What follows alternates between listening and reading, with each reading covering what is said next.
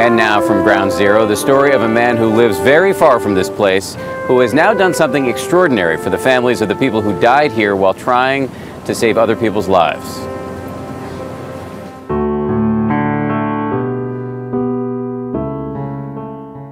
They are portraits of the fallen, firemen, policemen, heroes of 9/11, immortalized in oil paint, a small tribute with enormous meaning. It's more than just the portrait.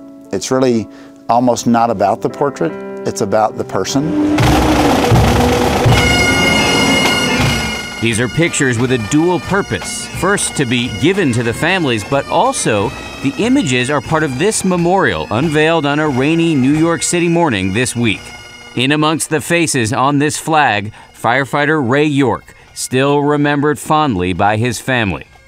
He's pretty much a character. He's very funny, very childlike. He just had a way of making people feel, you know, just special.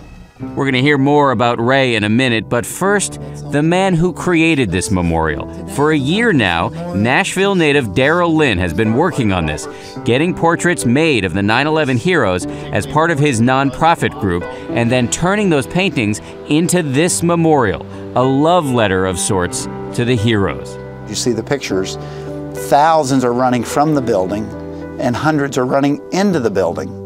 It takes a special person to do that. In addition, Darrell has made it his mission to create full-size portraits of each of the fallen on this wall, giving the paintings for free to the family members left behind. What's it like when you see a family unveil the portrait for the first time? It is the most emotional, profound moment you can ever experience. And that is one of the reasons Darrell has come to New York on this day to give Ray York's family their portrait. Inside the York home, as they wait for Darrell to arrive, emotions on this anniversary are still very close to the surface. His nature was to be a savior. So it was perfect for him to help people and get someone out of a bad situation. That was what he did. They proudly but tearfully remember his sacrifice on that day. His wife found out through a phone call that Ray would not be coming home. I said to the gentleman, where is he? What's going on? Is he okay? And he said, no, he's gone.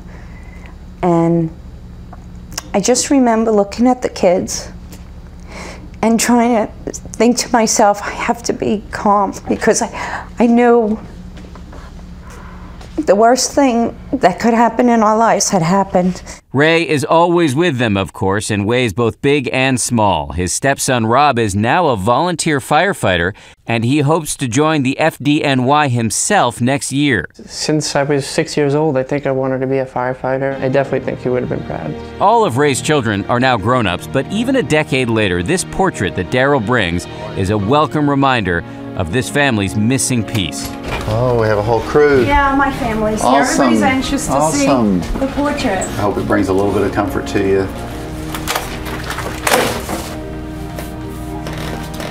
Wow.